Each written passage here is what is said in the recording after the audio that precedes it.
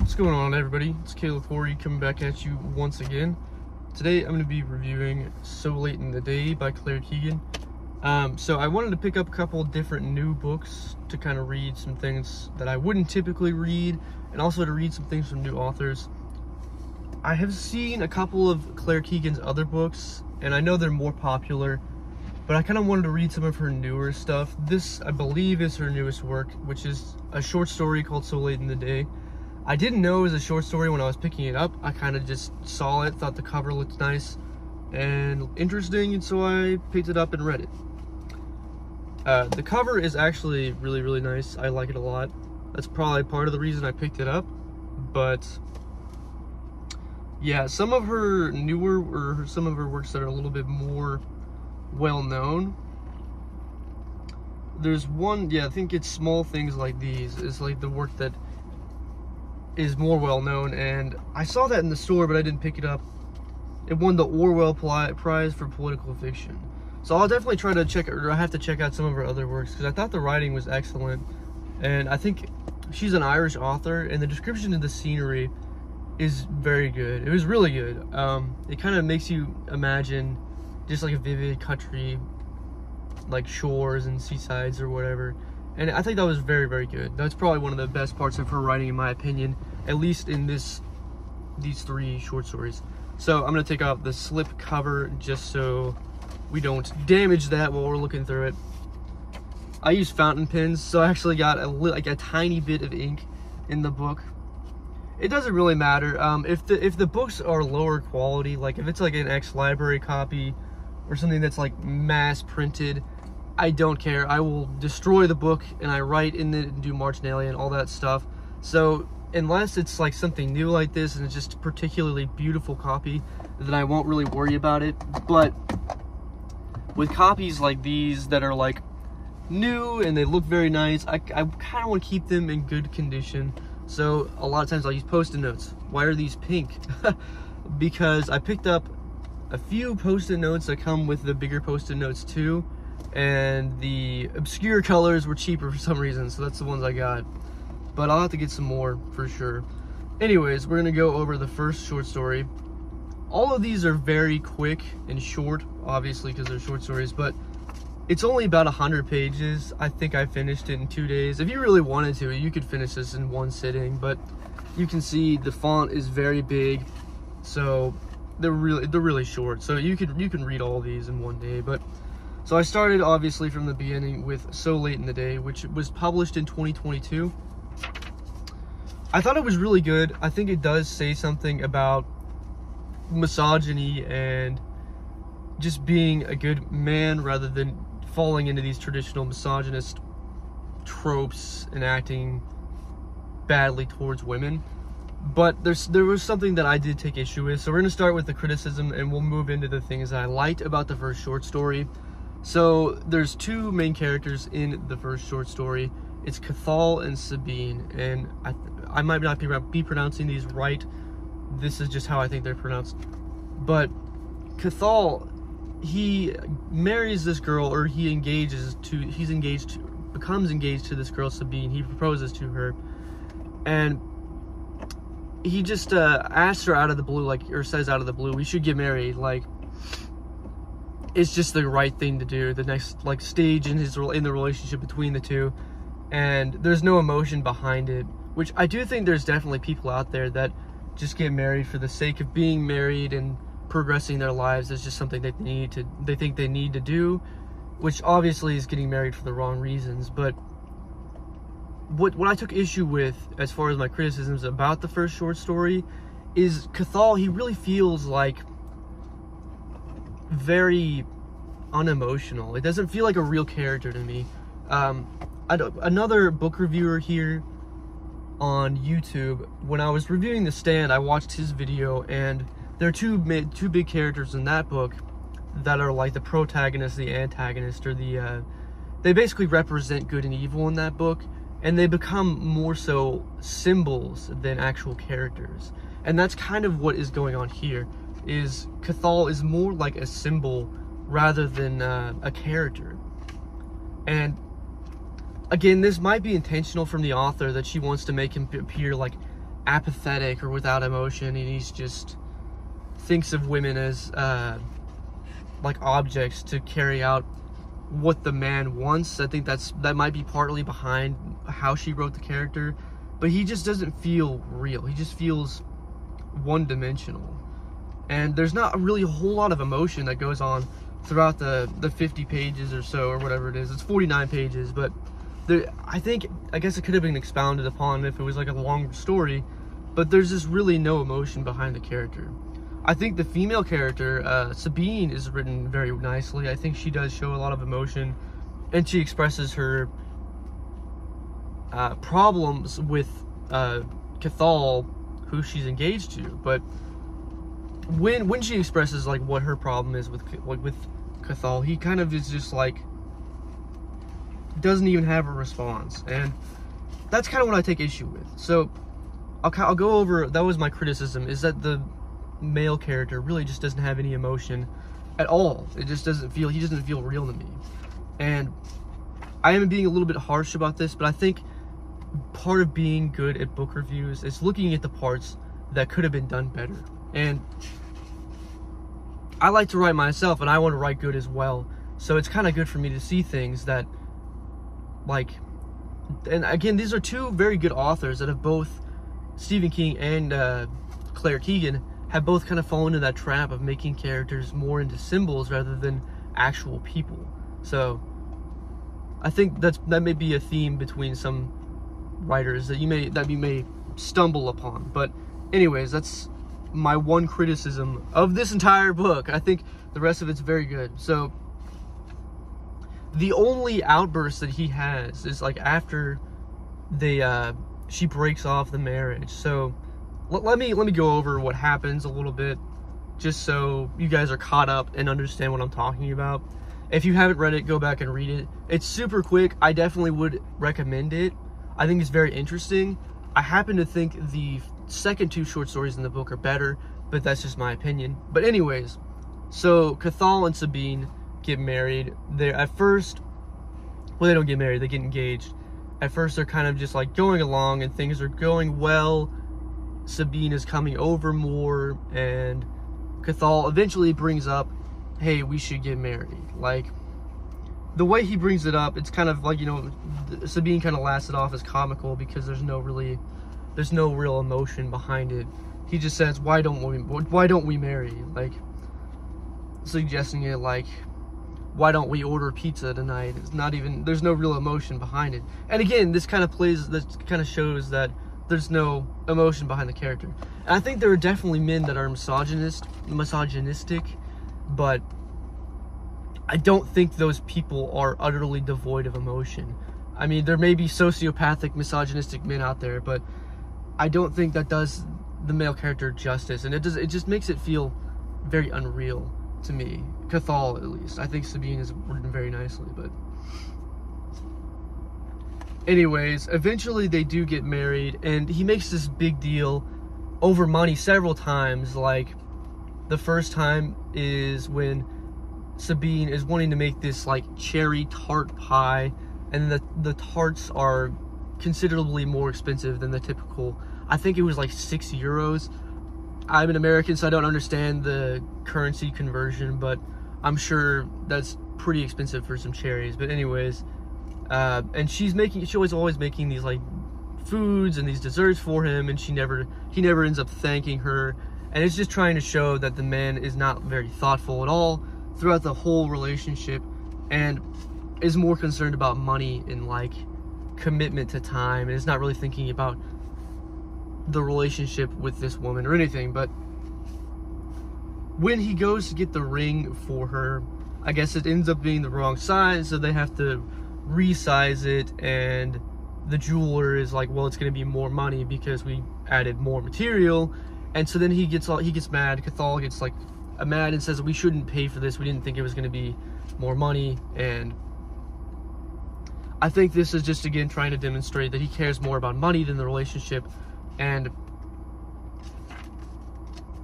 that's about it. That's about it for the ring. So then she starts to move in, and this is where the issue like comes about. Is she sees his stuff like coming into his house, and is just like, he says it's a lot. It's like he's not like, it's just hitting him emotionally that all this well, it's not even emotional, it's just kind of like, he's like, it's a lot to handle. I have a few items in my house and all this stuff is getting put in with it. But again, she expresses like, you knew I was going to move in, you knew that I was going to have this stuff, do you expect me to come with nothing? So obviously she expresses a fair like grievance against him for this. And again, like, I think her character has a lot more emotional depth than the male character, which I guess that's probably intentional. It just doesn't feel, once again, like the male character is real. So like here, like it says Cathal felt a sudden need to get up, but made him still stay in the chair. So it's like he's just trying to like leave the conversation without, again, just not expressing any emotion whatsoever, it doesn't feel like. But here is one of the big quotes in the book that's kind of demonstrating the point the author is trying to come across in the first short story. So she said, so Sabine has a conversation with one of Cathal's co-workers, a female co-worker, and they're discussing what they think of men. So her female co-worker said to Sabine, things may be changing now be changing, but that a good half of men your age just want us to shut up and give you what you want. That you're spoiled and turned contemptible when things don't turn your way, or don't go your way. Which I think this is a good reflection on like some men. They just want women to do what they want them to do. But again, I don't, there's just like no emotion behind his like response. It says he wanted to deny it, but it felt uncomfortably close to a truth he had not once considered. So he just accepts that he just wants women to do what he wants them to do, and just has like absolutely no reaction to like what she says. And then she goes on to say that like Irish men talk about women saying like they're cunts and just treating them disrespectfully, and he's like, oh, that's just how Irish men speak, it's not, there's nothing to make of it. And then eventually it leads to her leaving the room with him, and that's it. She doesn't want to go on with marriage, and that's the end of the argument.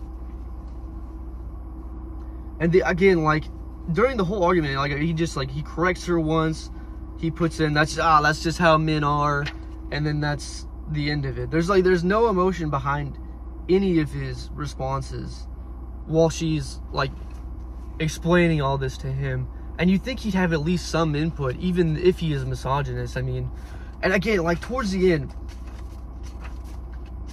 so he's at home, he watches a documentary about getting married, and it kind of makes him think about, you know, just being, his engagement being broken off.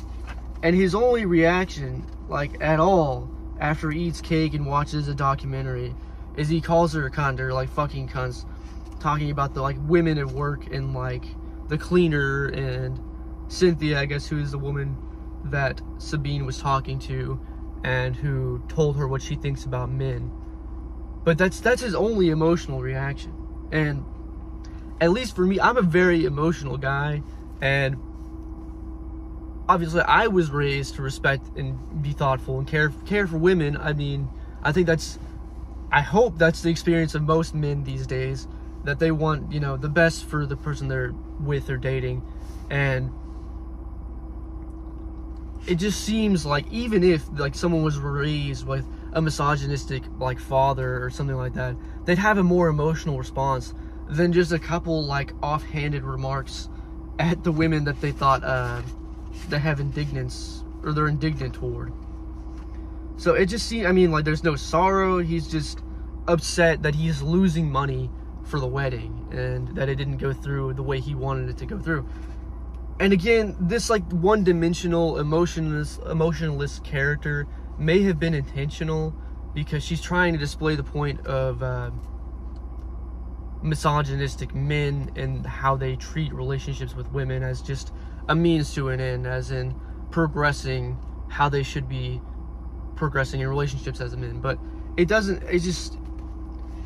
sell me the character very well. I think Sabine is written well. I think the other female characters are written very well, but I just don't like that this character has just absolutely no emotional depth. It really makes him feel just unrealistic. It's like, it builds credulity in the character to believe that this guy could actually exist. Again, there are misogynistic men. I just think they would definitely express more outrage to having their wedding cut off, and have more to say about an argument about men, you know, just using women to their own ends. I think if he was really a real person and a misogynist, he definitely would have more to say and not just accept what the woman is saying. I feel like for that reason, it just he doesn't feel like a real character to me. I think the message behind the story is very good. I think that there are definitely men that just use women to their own ends, and that kind of misogyny, I think it's terrible. And I think it definitely shows the theme, or like what the message the author is trying to get across very well. But I don't think that Cathal was a very good written character, in my opinion. And she does have two other male characters, like in the two successive short stories, that I think are great. I think she does a really good job with those, which is why it kind of surprised me in the first short story that the first male character just has like absolutely almost no response to, you know, having his engagement broken off. But again, I think it's still very well written. I think the descriptions of the scenery are good. I think the female characters are good. I just did not like that one part of the first short story. I think it's interesting. I think it's enthralling, but that's just my take on it.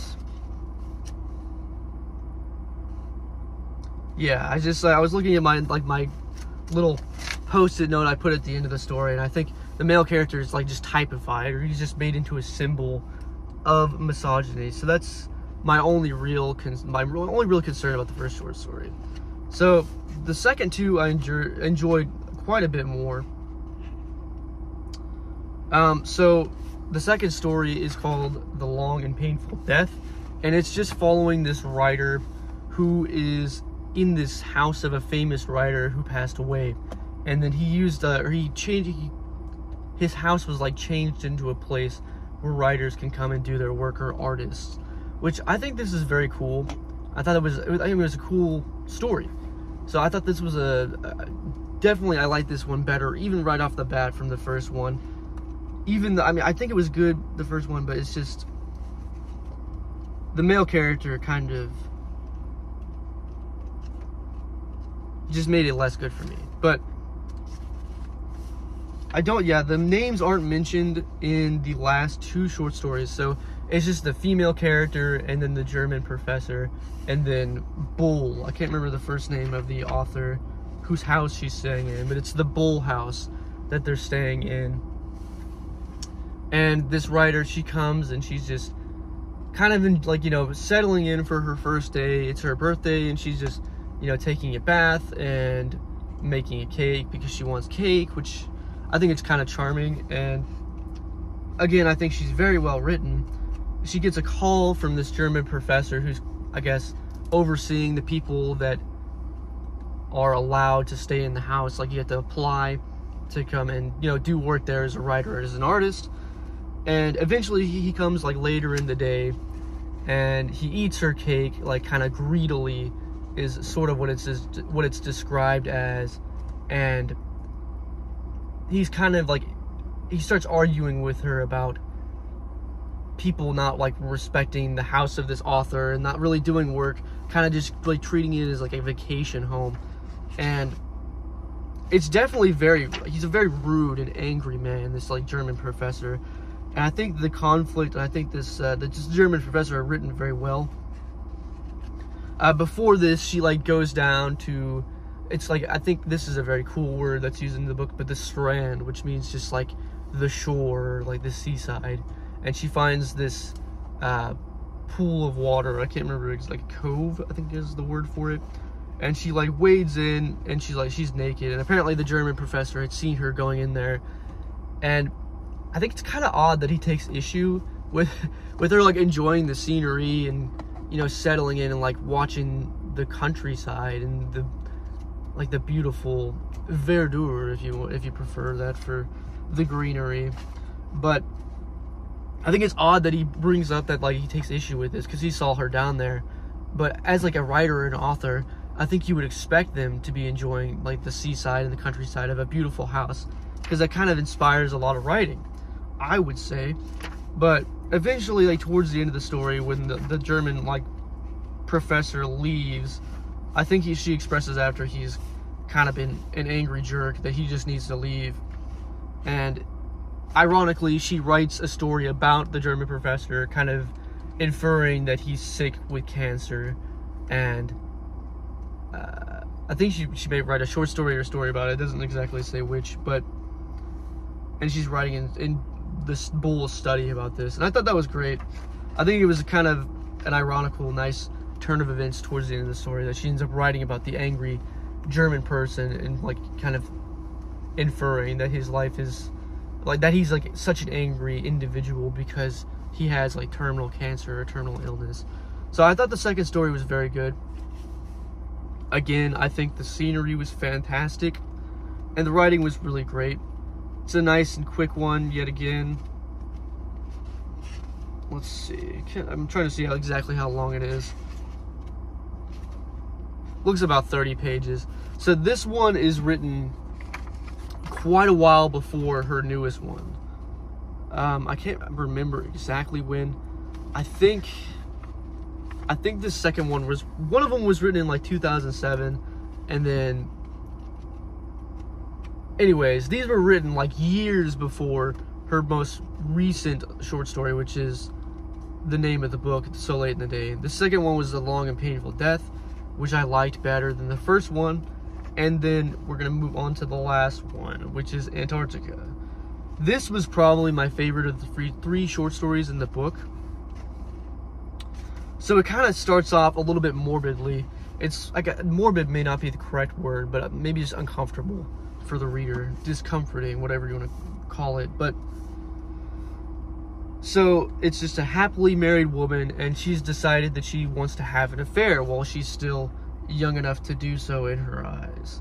And you kind of feel bad for the family, or at least I did right off the bat, because this woman's planning on cheating on her husband. But quickly you fall into the excitement of the affair. So she's going in, she tells her family that she's going to get presents for the children, and she has a hotel there. And after she's done a little bit of shopping, she goes to a bar and meets this man.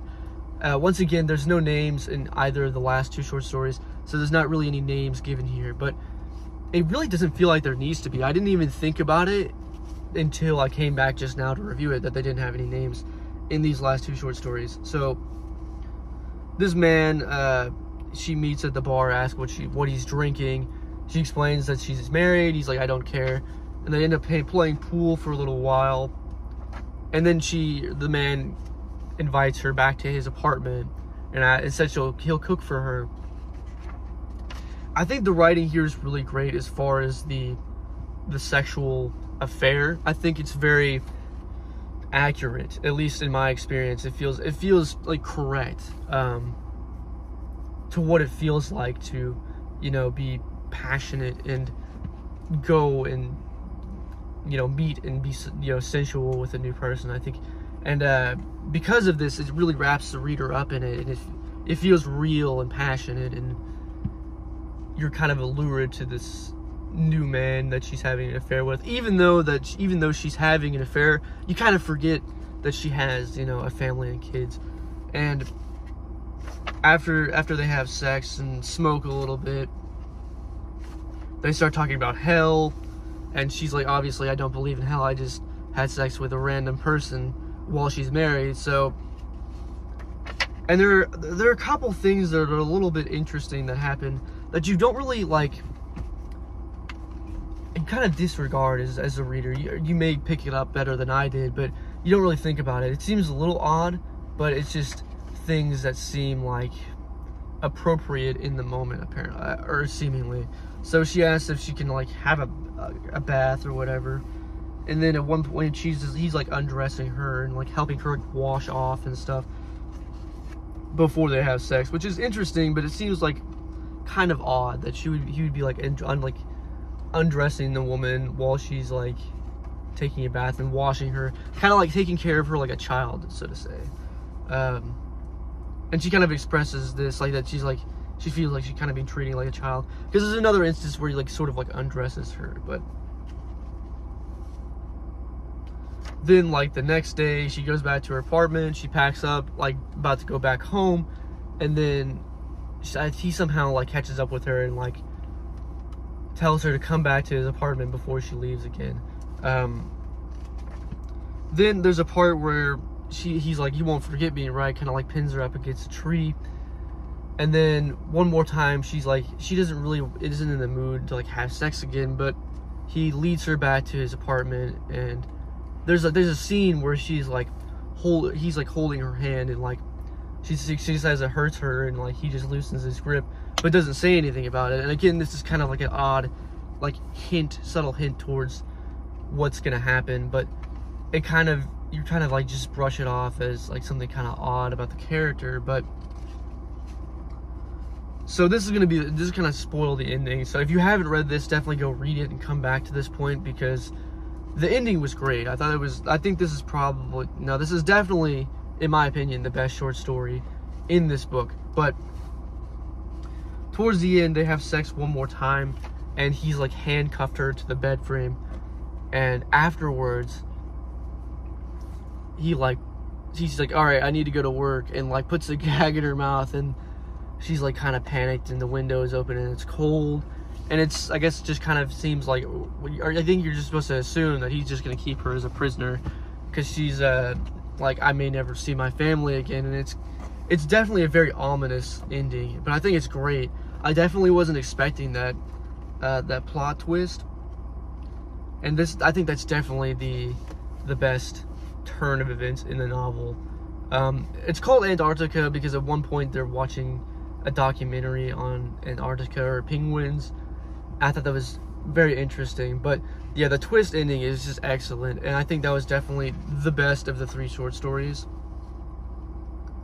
Again, because you're so wrapped up in like the affair and just the lust and the passion between the 2 characters, you don't really, it's hard to see some of like the subtle hints the author's giving towards what's gonna happen in the end. So I thought the twist ending was fantastic. I definitely didn't expect it. So yeah, I thought that was fantastic. It was definitely my favorite of the 3 short stories.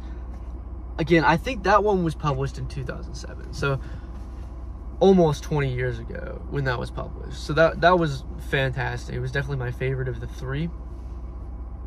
So as far as my rating of this short story, once again, I thought the writing was fantastic. I think she's a very good writer. Again, the only thing I took issue with in the 3 books was that, or the 3 short stories, was that the male character, Cathal, in the first one was kind of one-dimensional and not very emotional.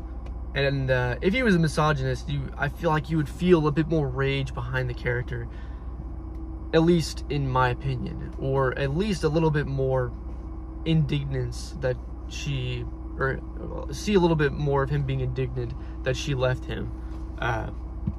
There's a little bit of that, but he just doesn't feel to have like any reaction at all. The only thing that he shows emotion towards is that he's losing money, and he does that several times. So I don't really, that wasn't my favorite. But so that one, I think maybe 3.8 out of 5 is probably what I give that. Again, I think the message behind the first story is really good, but the character is just,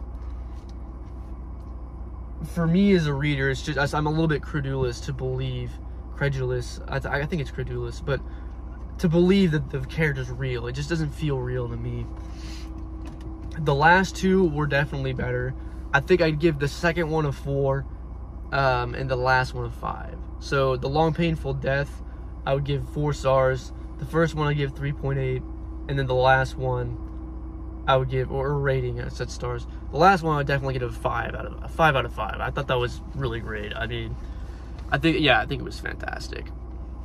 I think it's so well written that you don't think about the names or the descriptions of the characters or the possibility of a twisted kind of ending, and I think that speaks to how great she wrote that specific short story. Overall, I think it's a 4 out of 5 book.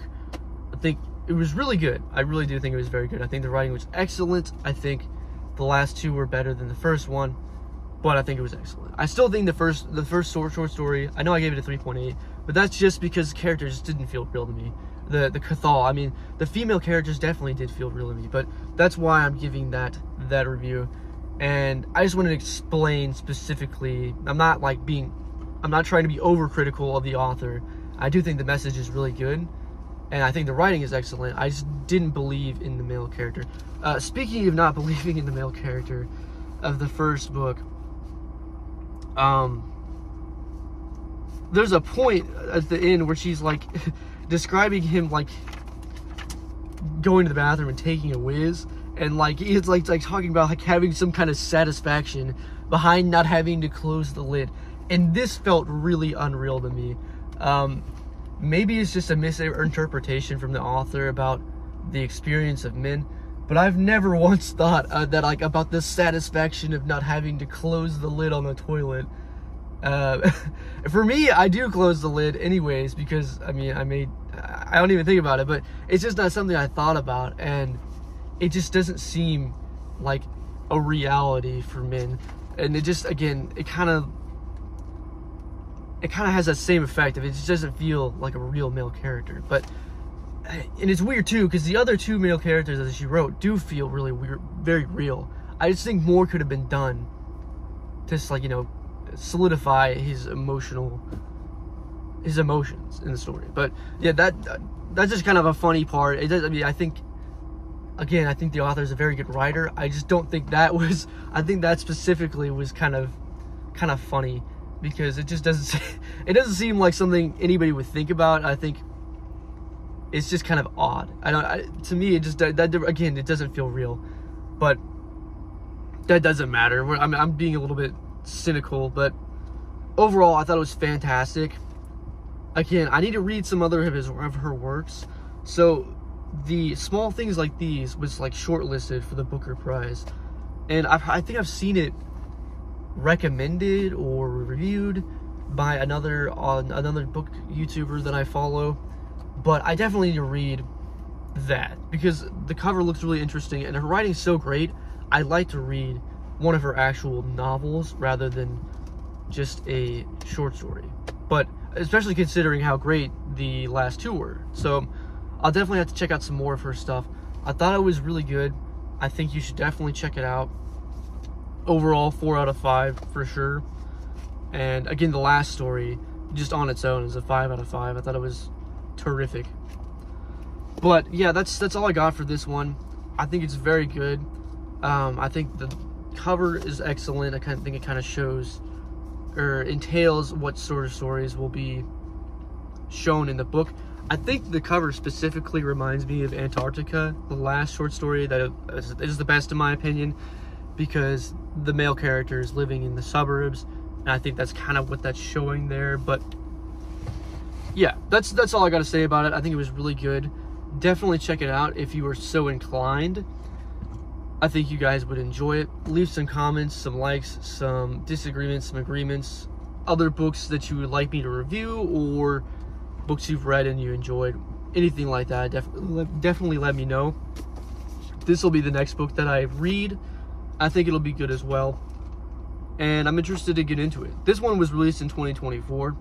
I'll talk a little bit more about it obviously when I do the review, but one of the Barnes & Noble employees happened to tell me that this will be on their book of the month or book club or something like that next month. So, or I think like their suggested book. Anyways, I think this will be very good as well, and I think it'll be nice to read like a truly new book by an author I don't know, and I think it'll be good. So definitely leave some reviews, some likes, or some suggestions, likes, comments, all that good stuff. And that's it. I appreciate y'all watching.